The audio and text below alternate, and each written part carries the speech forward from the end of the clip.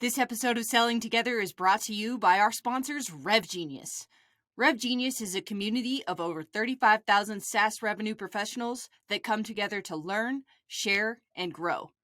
Find out more at revgenius.com. That's revgenius.com. Hello and welcome to this episode of Selling Together, a Partner Hacker podcast. I'm your host, Jessie Shipman. Let's talk about the anatomy of an intro. You know the kind. You're prospecting and you find somebody you really want to connect with. You don't know them. It's icy cold. Your first stop? LinkedIn. Check those overlap connections. The connection of my connection is my friend, right? Firstly, you're on the right track. It's awesome that you understand that personal referrals are a great way to make a connection that you may have not otherwise been able to get. So keep it up. But how you approach this ask is absolutely critical. Sam McKenna gave a great example of this on LinkedIn on a post not too long ago. She used an example like this. Hey, Sam, happy Wednesday. I was on your LinkedIn and I saw that you're connected to Joe Rowley. Can you intro me? The response that you'll likely get from this question, particularly if the person is a connection but not necessarily a friend, is, who are you and why should I use my precious social capital on you? She suggests that a better script is actually, hey Sam, we don't know each other, but I'm over on the search and staffing side of LinkedIn. I saw that you have a Team Link Extend connection into Jill Rowley, and I wondered if I might ask for your help in getting connected to her. There are two pieces of context for you on efforts that we've made and conversations that we've had before, but I can certainly expand if you'd like. Happy to also ghostwrite the email on your behalf or some snippets that you can use. I appreciate you considering. What does this show to the person who will have to spend some of their capital on you? It shows that you are on your game enough to not only care about the contact, but also about the connection that you already know. It provides that so critical context that helps the person answer the question, who are you and why do I care, without them actually having to ask it. It makes it so that they don't have to do any work on your behalf other than potentially copy and paste. But none of this works unless you use that big heart in the middle of your chest and thank this person profusely for even considering your request, whether they decide to make the connection or not. All right, let's get to today's guest. All right, welcome everybody to this episode of Selling Together. I'd like to introduce my guest today, Rob Rebholz. Hey. Rob, why don't you tell the audience who you are, what you're up to? I am one of the co-founders of Superglue. We're a partner experience and workflow automation software. Before that, I built a company in the MarTech space, and we scaled that business via partnerships. That's how I got into partnerships and co-selling, because the reason we ended up being successful and scaling that venture was because we ended up doing a pretty good job partnering with bigger companies. You found success in partnerships in your MarTech company. Tell us how you tell us that story about how you stumbled into successful partnership motions. Yeah, I like that you said stumbled into, because that's what happened. It wasn't planned. To be honest, when we started that company, we didn't know anything about partnerships. And I actually spoke at a conference, and the guy who spoke after me was the founder of a marketing automation company. And he literally afterwards approached me. He's like, I like what you guys do. Why didn't you ever build integrations into other platforms? And I didn't even have much of an idea what an integration would look like. So it's what's the value? We talked about this stuff and made a lot of sense. So I talked to customers of ours and asked them how they would feel about it, and everyone was really excited. And it started to dawn on me, right, that this would create opportunities. In our case, it would mean that we would have access to more and more data, be able to do a lot more real-time stuff, etc. So we built the first integration and kind of leaned in and instantly realized that we were a lot more differentiated. Deal sizes went up. A lot of cool stuff started happening. We started to heavily lean into tech partnerships. Also a bunch of other partnerships that ended up being a waste of time. As I said, I had no idea. But really the tech partnerships were what really worked well for us. Like one of our biggest partners, Masses, they are now part of SAP. They made us a tech partner of the year within 2 years, which was awesome. We're also lucky, just kind of a bunch of fortunate circumstances. What did the partner, like the tech partnerships, end up looking like? I mean, so we talk and we try to differentiate to the difference between an integration and a partnership, right? So Yeah. you can integrate with almost anything these days. Like almost everybody has an open API, anybody can write into it. But actually creating an integration and a tech partnership are two different things. So like, how did you bridge that gap, and why did you bridge that gap? I think now that you say it, so I've never thought about it this way, but maybe because I didn't have as much of an integration kind of background, like a technical point of view on this stuff. For me, it was always about, yes, you need to build like a technical link, right? Like you connect to tools with integration. But for me, it was always about more. I was like, well, if we have this, there has to make sense, and we need to go to market together. Like we need to figure out like the value. So because I was very reluctant, for us, we were both, like as founders of that company, we were both very reluctant to build these integrations, go through this process. So we actually, I think, because we didn't have as much of a technical point of view on this, we always thought about like where we would want to take this, what this could mean for us strategically, how we can add value for our counterpart, how we can make sure that us as a small startup at that time, how can we make sure that they're taking us seriously. So yeah, we thought about a lot about value, and with a lot of discussions around value for them and how we could get them on board. And it's just, so it was never, we never had that kind of approach. Let's just build integration and see what happens. It was always like way more strategic than it was, just trying things out or connecting for just the sake of connection, or like to have a logo on a marketplace or whatever it might be. But what can you tell, like in a tangible way, what was the customer's value to some of the, like, choose one of the tech partnerships? Like, how were you looking at that from like the customer's point of view, and like what was the actual value that you were driving with that tech partner? A little bit of background. So the company is like direct mail automation software. So initially we were just a booking platform, so you could just upload stuff on there and do stuff. And then when we built the integration, all of a sudden we enabled real-time campaigns, and we enabled hyper-personalization. So it was just we had access to real-time data, and all of a sudden we could enable like, these life cycle campaigns that were just a lot. We had our customers, basically create better customer experiences, just higher performing campaigns, more expensive campaigns too, by the way, because obviously it's a different way of running this stuff. But ultimately we really increased the ROI. So I think what we tapped into is like everybody was thinking about, customer experience, personalization, the customer life cycle, that we could tell a story that is, we were in an old fashioned market, right? Like direct mail is definitely not the coolest thing in the world. Snail mail. But all of a sudden we turned into something really appealing, right? We basically associate ourselves with like email marketing and all this it's obviously not real time, but a lot more real time than the traditional way of doing this stuff. So that really changed the perception of what we do. That put us in a whole different category in people's minds, right? We went from being part of that old school budget, and we went into the digital budget all of a sudden. As you're creating these tech partnerships and you're driving value for customers, you're really changing the category for your own company.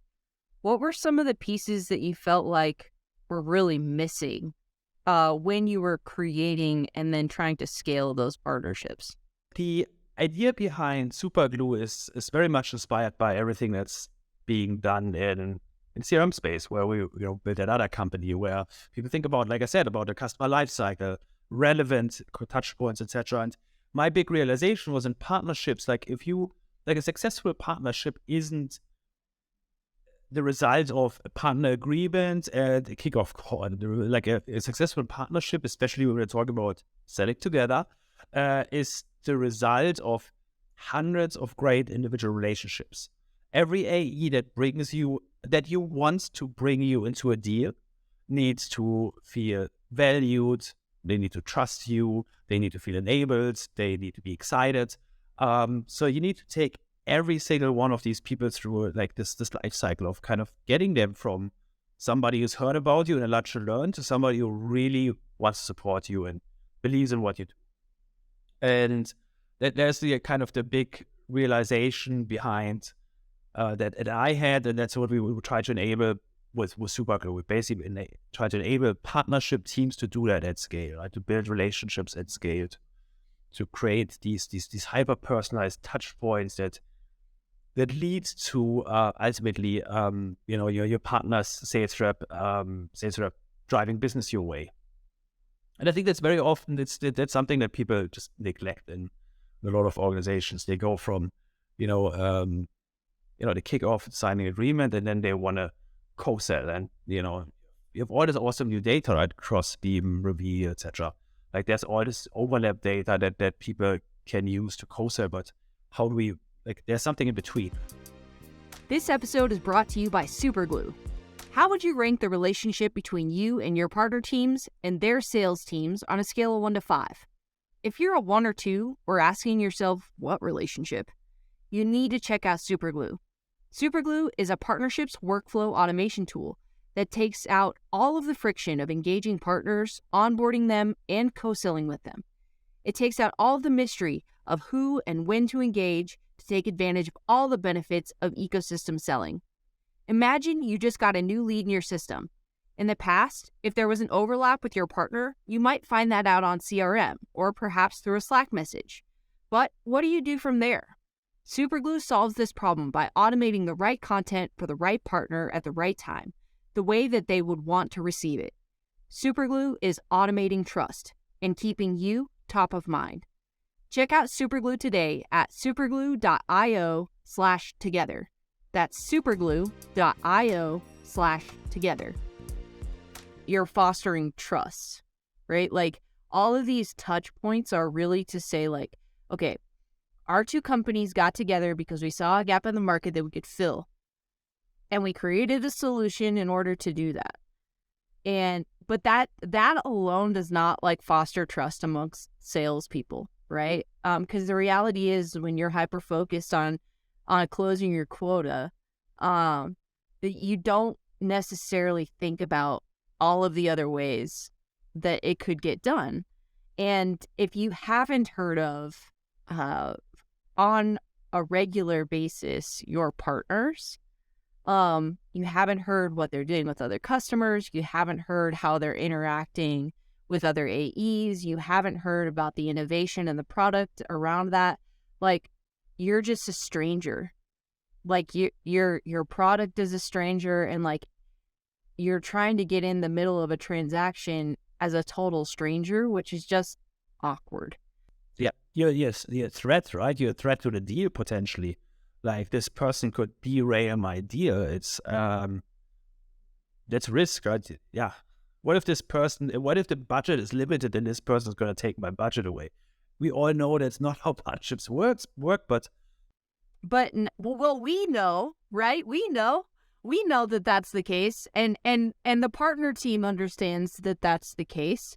But the reality is that sales teams don't necessarily understand that that's the case. Like that's why we have this podcast in reality, right? Is to be able to say like this, that partnerships do help deals go faster, but you have to put in the work into the relationships, and that's not all on the AE to figure that out. I think we talk on this podcast all the time what AEs and BDRs and SDRs can be doing to build a partner pipeline, to engage with partnerships, to understand the integrations that work well. But we don't often talk about how partners should be engaging with them. And that is sort of the piece that Superglue solves, if I'm correct, right? Yeah, I'm with you.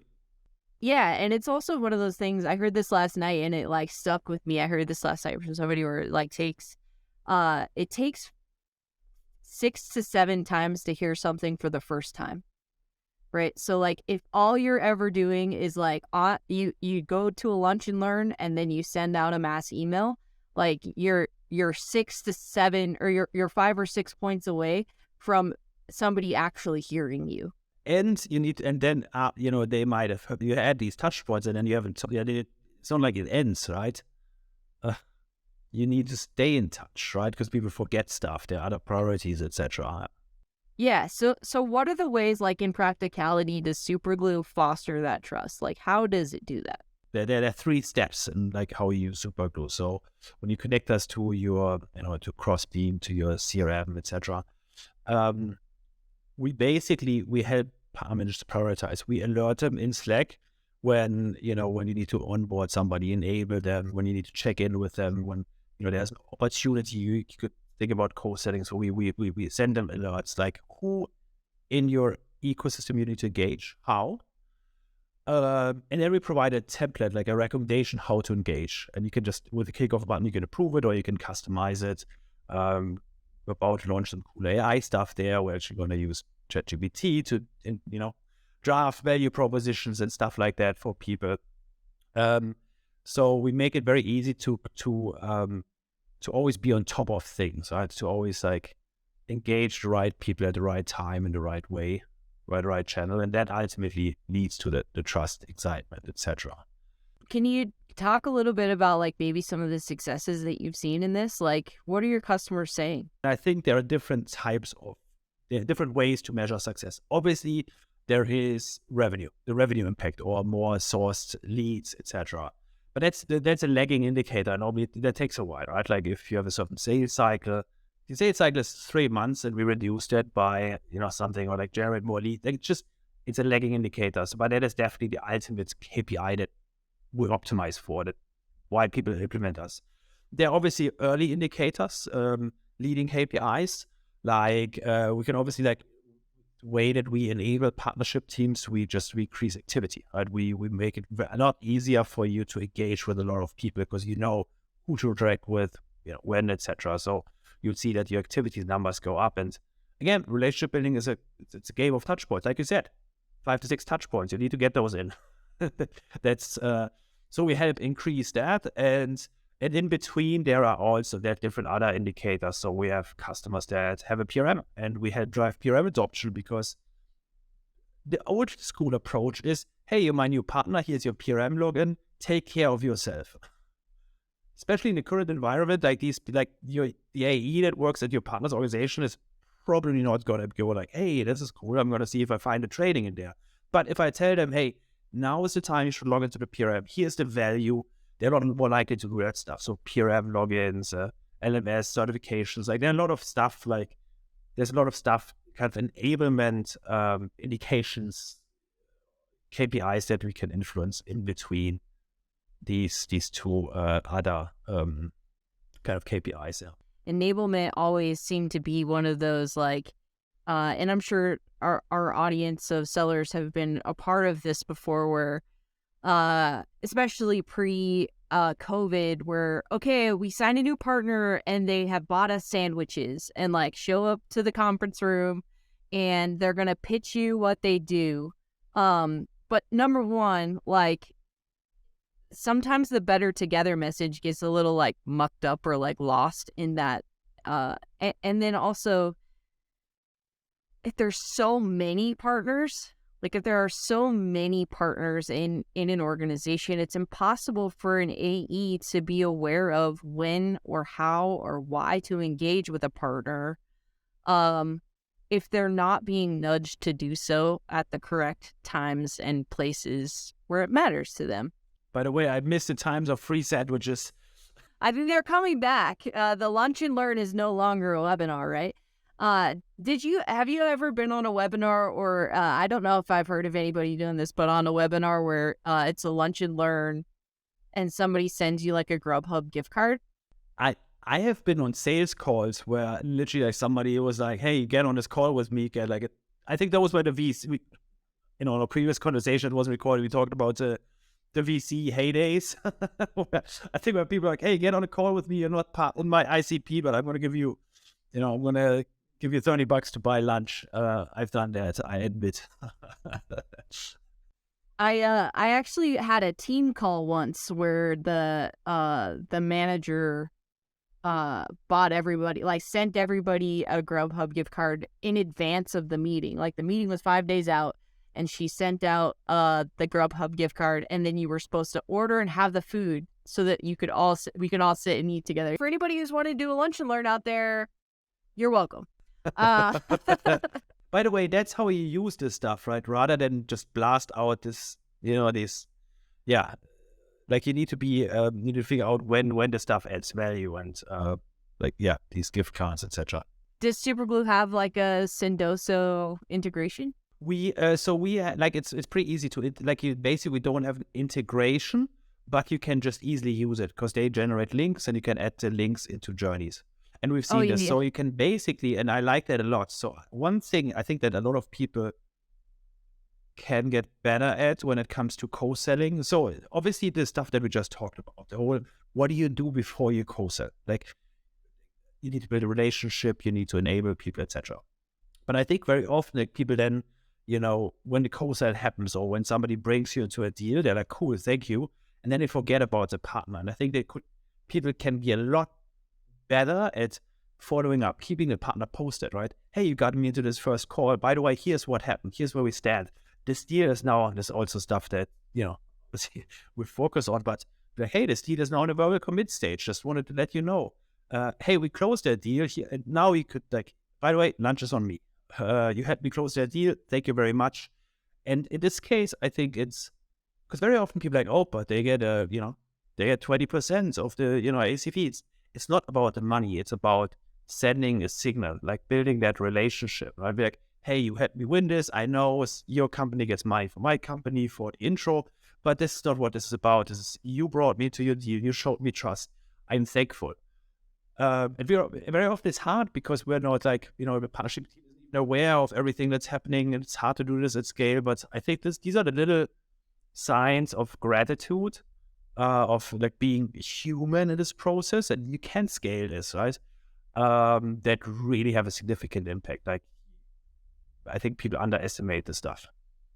Yeah, I actually floated to Corey over at Sendoso an idea from this is a back in the day idea that I remembered from a conversation I had with Lori Richardson, where she said she used to love being able to go to the prize closet, right? So she would close a partner deal, and the partner had stocked a closet in the office.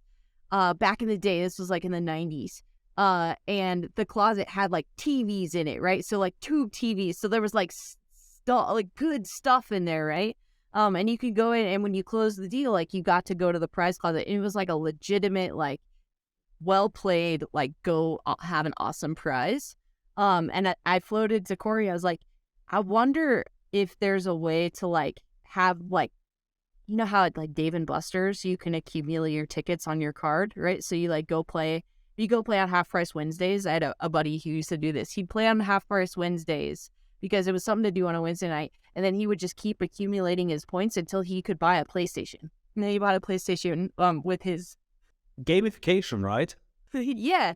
I wonder if there's a way to be able to hey, you submitted a referral. Here's 5 Sendoso points, right? And when you get to a certain number of Sendoso points, then you can go buy something really awesome. Or your 5 Sendoso points buys you lunch. You choose. That's just an idea that I had out there, but I'm those kinds of things I think are super motivating, particularly if there's not a financial incentive to include a partner in, if there's a KPI from the company, but not necessarily a financial incentive for the person who's done it. I think that's an important thing, right? The person doesn't care so much about what's in it for, oh, we're now a gold partner. They don't care. But what can I do for them, right? Very often they don't benefit from bringing a partner in, or not enough. Even if they do, not enough to move the needle. So I like that, and it's, to be honest, not that difficult to implement if you track who submitted what on the contact level. And I mean, theoretically, I already Yeah. like you can like with with Superglue, for example, but also with other tools. Like this is any automation flow you can automate. Be like, hey, you reach this threshold. If you get to this is what happens, etc. So it's actually you could pretty easily, if you get a little bit of sales ops support, rev ops support, you could build this. So it's a field in Salesforce and then building the automations on top. At least in Superglue, it's easy. I think it like when two entrepreneurs get onto a podcast, what we end up building is like 4 other companies in a conversation, right? Probably everybody else out there is like, this is stupid. Rob, thank you so much for joining us. Thank you for spending some time with us today and talking about Superglue and talking about fostering trust through automation. Yeah, really appreciate it. Thank you. Awesome. We'll talk to everybody next time. Thank you again to Rev Genius for helping to amplify this podcast and continue the conversations. If you haven't joined yet, join the free community at revgenius.com. That's revgenius.com.